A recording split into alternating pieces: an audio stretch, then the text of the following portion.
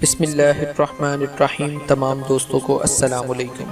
دوستو آج ہم بات کریں گے پولینڈ کے بارے میں۔ تو ہماری ویڈیو شروع کرنے سے پہلے تمام نئے آنے والے دوستوں سے گزارش ہے کہ ہمارے چینل کو سبسکرائب کر دیں اور بیل آئیکن پر کلک کر دیں تاکہ آپ کو ہماری ہر نئے آنے والی ویڈیو آسانی سے مل سکے۔ تو دوستو پولینڈ مشرقی یورپ کا ایک خوبصورت ملک ہے۔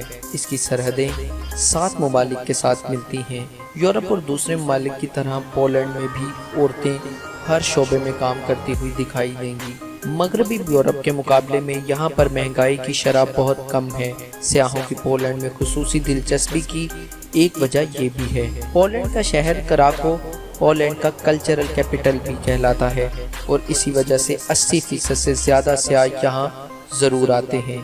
دوستو اگر رقبے کی بات کی جائے تو پولینڈ کا کل رقبہ 3,12,679 کلومیٹر ہے۔ رقبے کے لحاظ سے یہ دنیا کا 69ویں نمبر پر آنے والا ملک ہے اور اگر آبادی کی بات کی جائے تو اس ملک کی کل آبادی 86,34,000 افراد پر مشتمل ہے۔ آبادی کے لحاظ سے پولینڈ دنیا کے 34ویں نمبر پر آنے والا بڑا ملک ہے۔ دوستو پولینڈ کا دارالحکومت وارسا ہے اور وارسا یہاں کا سب سے بڑا شہر بھی ہے اور اس شہر کا کل رقبہ 517 کلومیٹر ہے اور اس کی کل آبادی 7,53,977 افراد پر مشتمل ہے۔ دوستو آبادی کے لحاظ سے یہ شہر یورپ کے زیادہ آبادی والے شہروں میں سے 10ویں نمبر پر آتا ہے۔ وارسا کی 2 خواتین نے اسد اللہ خان غالب اور سلطان راہی پر PhD کر رکھی ہے۔